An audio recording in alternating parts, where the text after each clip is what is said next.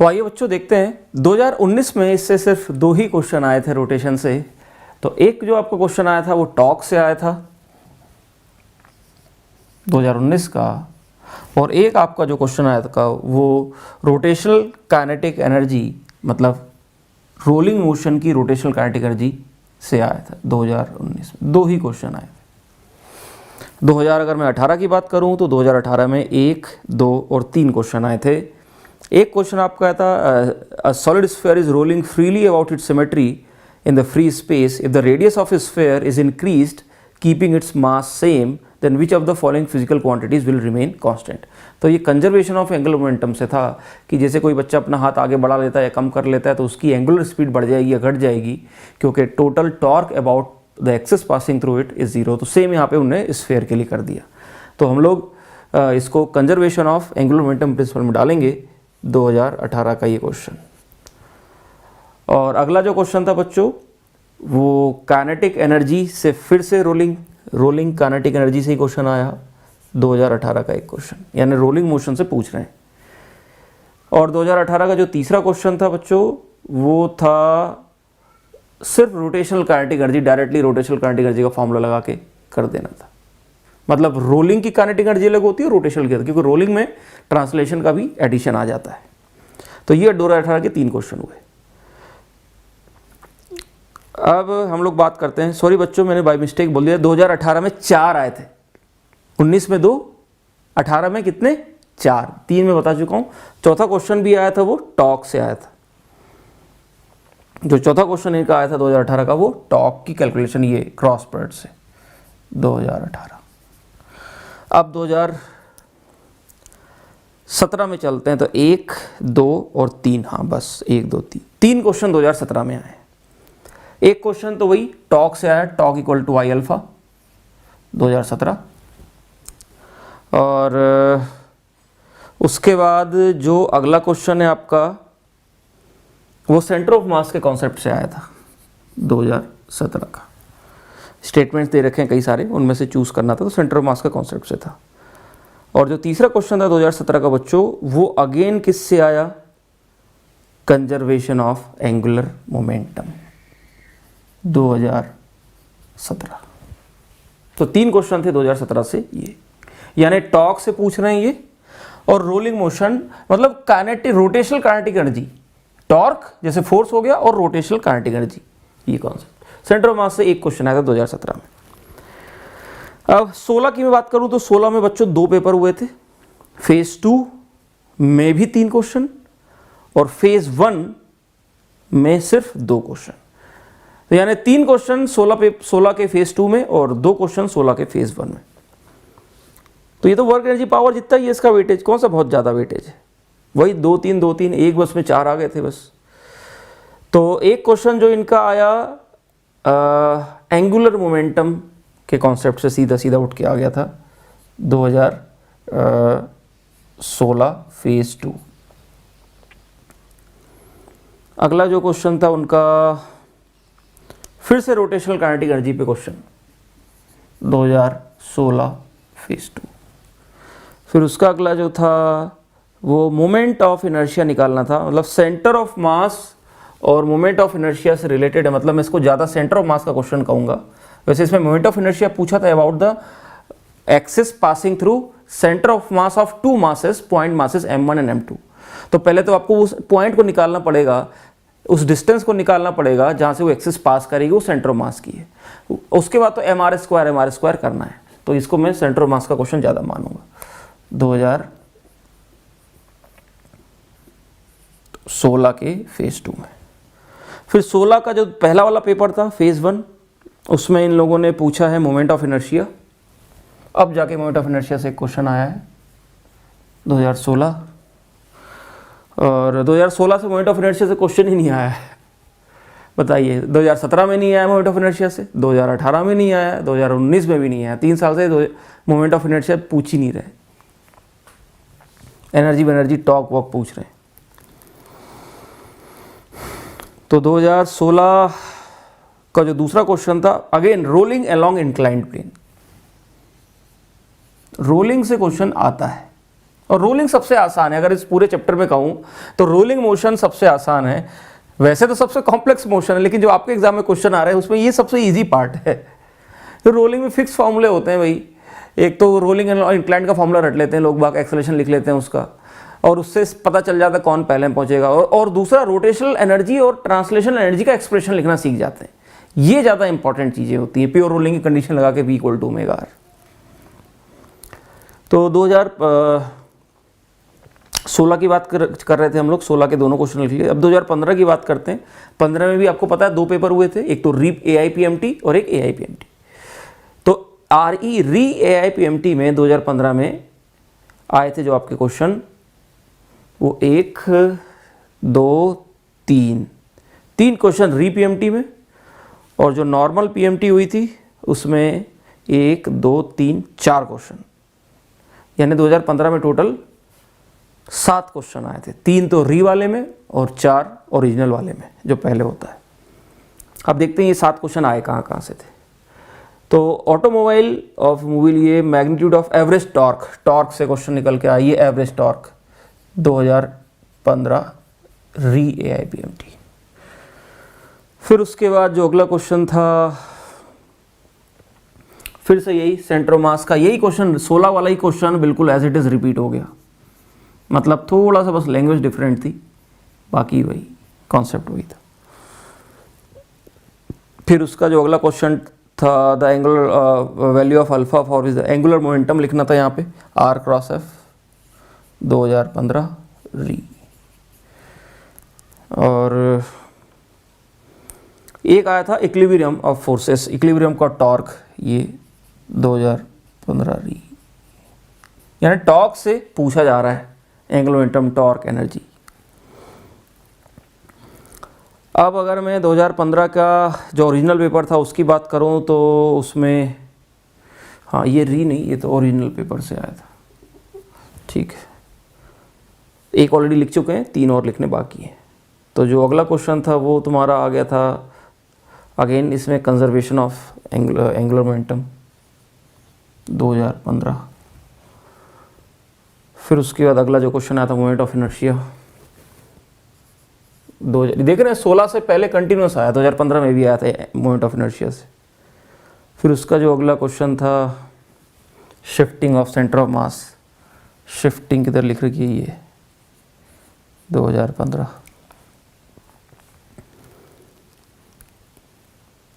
तो ये 2015 के 4 क्वेश्चन हो गए, और उससे पहले के 3, टोटल 7। अब हम लोग बात करते हैं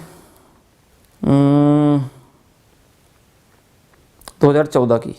तो 2014 में फिर से अगेन बच्चों कितने क्वेश्चन आए, 2। 2019 में भी कितने आए, 2। तो ये मैं देख रहा हूँ जब भी 2 क्वेश्चन आ रहे हैं, फिर उसके अगले साल उन्होंने 4 पूछ लिए।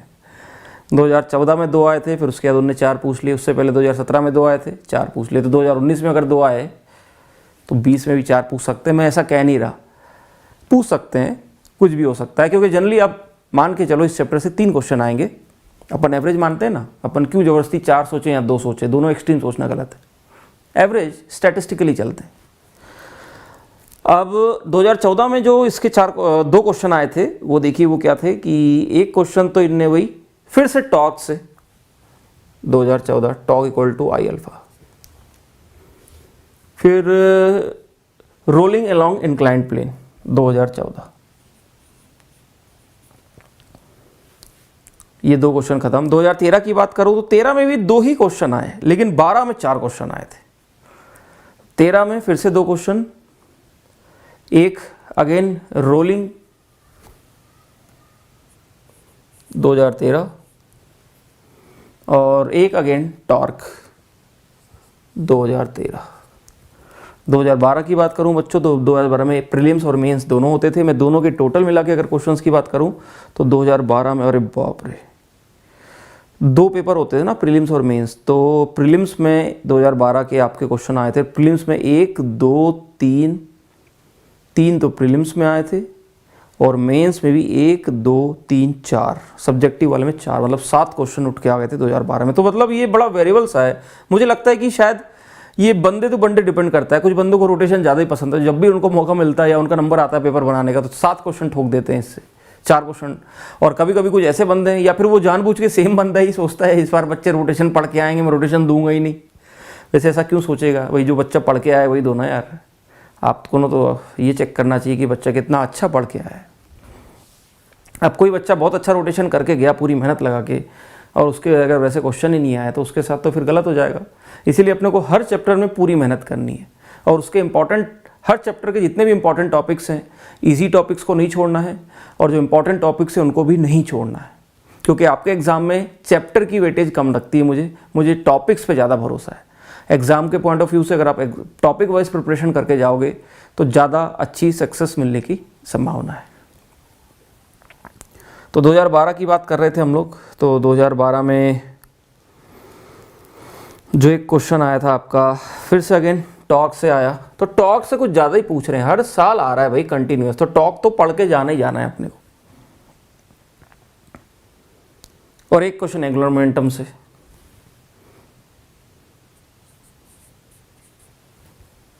खैर इसमें तो कई सारे आए तो सभी टॉपिक से छू ही लिया होगा थोड़ा थोड़ा। फिर उसके बाद ये एक शिफ्टिंग से आ गया। देखो जब भी कुछ एक्स्ट्रा पूछते हैं तो ये शिफ्टिंग वाला 2012। फिर उसके बाद the time taken by complete rotation, तो ये भी कंजर्वेशन ऑफ एंगुलर मोमेंटम से।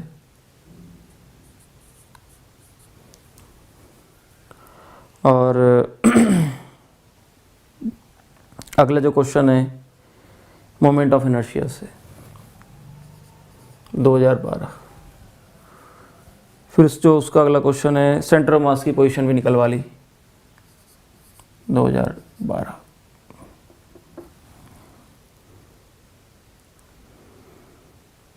फिर velocity of centre of mass भी पूछ लिया। ये VCM इधर ही डाल देता हूँ इसको।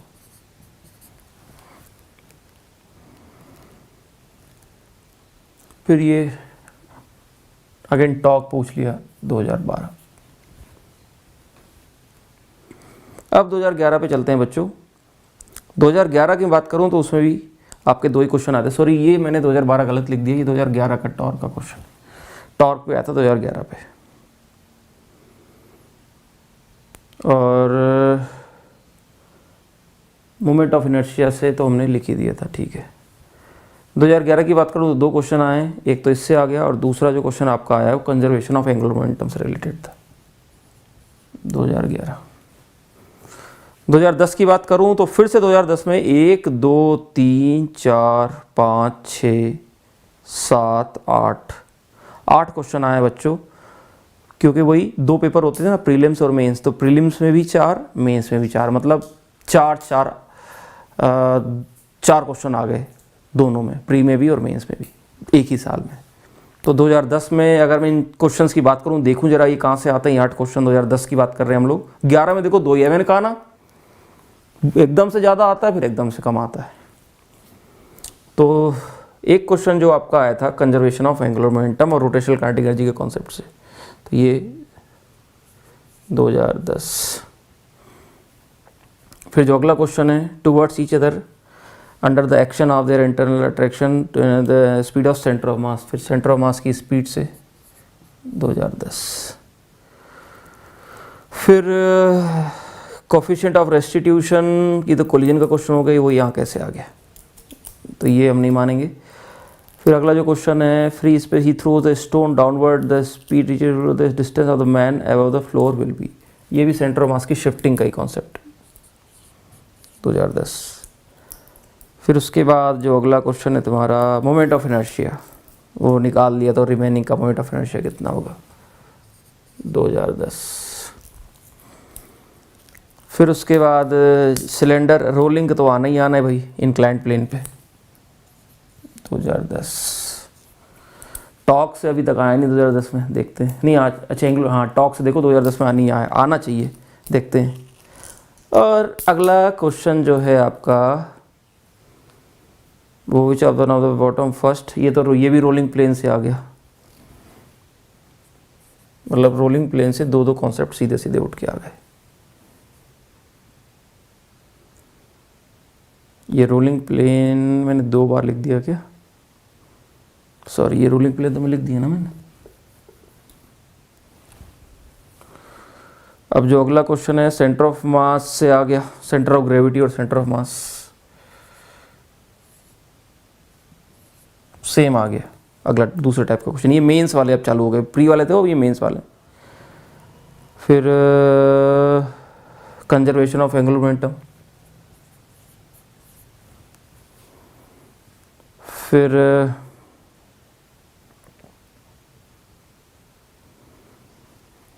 टॉर्क, काफ़ी देर से वेट कर रहे थे हम लोग, और एक रोलिंग अलोंग इंक्लाइन प्लेन। तो बच्चों ये है आपका, अगर आप ध्यान से देखोगे तो अगर मैं इसमें बात करूं तो एक चीज़ तो इसमें, इस चीज़ से हम लोग क्या टेक अवे है हमारा, इस चीज़ में सबसे इंपॉर्टेंट क्या है, तो मैं बोलूँगा कि भाई अपने को ये जो टॉर्क है ना, ये टॉर्क और एंगुलर मोमेंटम और ये रोलिंग मोशन, मतलब अगर रोटेशन में सबसे ज़्यादा जो क्वेश्चंस आए हर साल कंटिन्यूसली तो वो इन चीज़ों से आए। ये टॉर्क तो बहुत ही इंपॉर्टेंट है यार, मतलब आप देखो हर साल क्वेश्चन आ रहा है, कौन सा ऐसा ईयर नहीं, एक भी मुझे लगता है ऐसा नहीं है इसमें ईयर में ना आया। तो स्टार्ट अगर आप पढ़ाई चालू करते हो रोटेशन की तो टॉर्क से स्टार्ट करो, ठीक है। अब मोमेंट ऑफ इनर्शिया में बहुत ज्यादा घुसने की जरूरत नहीं है भाई, ये रोटेशनल काइनेटिक एनर्जी से देखो 2 क्वेश्चन आए इनका, तो ये चलो ये फंडामेंटल चीज है, ये तो अपने को याद ही हो जाती है, लेकिन तुम बहुत ज्यादा मोमेंट ऑफ इनर्शिया में टेंशन क्यों ले रहे हो यार। बेसिक स्टैंडर्ड क्वेश्चंस करो, एक वाला बस कर लो कि वो निकाल के कर देते हैं तो मोमेंट ऑफ इनर्शिया कितना आ जाता है, बहुत ज्यादा इसमें घुसने की जरूरत ही नहीं है। हाँ ओवरऑल अगर मैं देखूं तो काफी ज्यादा क्वेश्चंस आए हैं, लेकिन फिर भी वो इन 2 टॉपिक से भर के आए सारे, मोर देन 50% क्वेश्चन सिर्फ रोटेशन और ये रोलिंग, और रोलिंग में भी तो एक ही रोलिंग आ रही है बार बार, इंक्लाइन। भाई रोलिंग में 2 ही तरह के क्वेश्चन आते हैं, एक तो जब बॉडी रोल कर रही है तो उसके अंदर कितनी काइनेटिक एनर्जी है, कितनी काइनेटिक एनर्जी है, एक तो half mvcm² plus half ICM into omega, ये एक्सप्रेशन इन दोनों का डिवाइड कर दो, इन दोनों का टोटल कर दो, इन्हीं पे क्वेश्चन आ जाते हैं। दूसरा रोलिंग अलोंग इंक्लाइंड प्लेन को, उस एग्जांपल को अच्छे से कर लो भैया, एनसीईआरटी में उसको काफी अच्छे से एक्सप्लेन किया, इसीलिए डायरेक्टली उससे रोलिंग अलोंग इंक्लाइंड पे डायरेक्ट कितने क्वेश्चन आ रहे हैं। एंड एंगुलर मोमेंटम कंजर्वेशन, बार बार वही 2 डिस्क को एक दूसरे पर रख दिया, बताओ फाइनली वो किस एंगुलर स्पीड से मूव करेंगे, एक मास अगर दूर चला गया तो एंगुलर स्पीड का क्या होगा, तो मतलब वही कंजर्वेशन ऑफ एंगुलर मोमेंटम से ये सारे क्वेश्चन भरे पड़े। और उससे भी ज्यादा इंपॉर्टेंट टॉर्क, टॉर्क से तो एक क्वेश्चन आना ही, कभी क्रॉस प्रोडक्ट, कभी I अल्फा, कभी delta omega by delta T, इस तरह से टॉर्क से आपके क्वेश्चन आए। So this is the must do, this is the most important topics, most important, ये दोनों आपको करना है, ठीक है। इसमें रोलिंग, टॉर्क और एंगुलर मोमेंटम, ये 3 टॉपिक्स सबसे ज्यादा इंपॉर्टेंट है। फिर उसके बाद सेंटर ऑफ मास में मैं आपसे ये कहूंगा इसके बेसिक्स पे क्वेश्चन ज्यादा है, मतलब ये जो क्वेश्चन आए आपके बेसिक्स पे ज्यादा है। अगर आप देखोगे तो इनमें कहीं पे भी ये जो ऊपर के रिजल्ट्स हैं इनका यूज नहीं हुआ है, ना आपका कोई ऐसा क्वेश्चन आया है जिसमें इंटीग्रेशन करके आपको सेंटर ऑफ मास निकालना है। सेंटर ऑफ मास की वो जो 3 डेफिनेशंस है ना, उनको अच्छे से देख लो, उनको समझ लो और उन पर रिलेटेड 4-5 क्वेश्चन कर लो। सेंटर ऑफ मास की डेफिनेशन पे ज्यादा क्वेश्चंस आए, और सेंटर ऑफ मास के अगर मैं एप्लीकेशन की बात करूं तो ये शिफ्टिंग वाला, ये एक ही जो एप्लीकेशन है इससे रिलेटेड क्वेश्चन आए। तो ये 2 चीजें, ये सब बेसिक डेफिनेशन से क्वेश्चन उठ के आए हैं, और ये इसका एक ही सिंगल एप्लीकेशन है, उस पर निकल के आया है। बहुत ज्यादा सेंटर ऑफ मास याद करने का फायदा नहीं है, ठीक है। और हो गया खत्म। तो यानी सेंटर ऑफ मास की बेसिक डेफिनेशन और ये शिफ्टिंग और ये 3 टॉपिक खत्म। मोमेंट ऑफ इनर्शिया के कुछ अच्छे छोटे छोटे एग्जांपल कर लेना, और ये रिजल्ट, ये खासकर ये इसमें ये पैरेलल एक्सिस थ्योरम आपके लिए थोड़ा इंपॉर्टेंट है, ठीक है बच्चों। बाकी बहुत ज्यादा इसमें टाइम बहुत ज्यादा इन्वेस्ट करने की जरूरत नहीं है।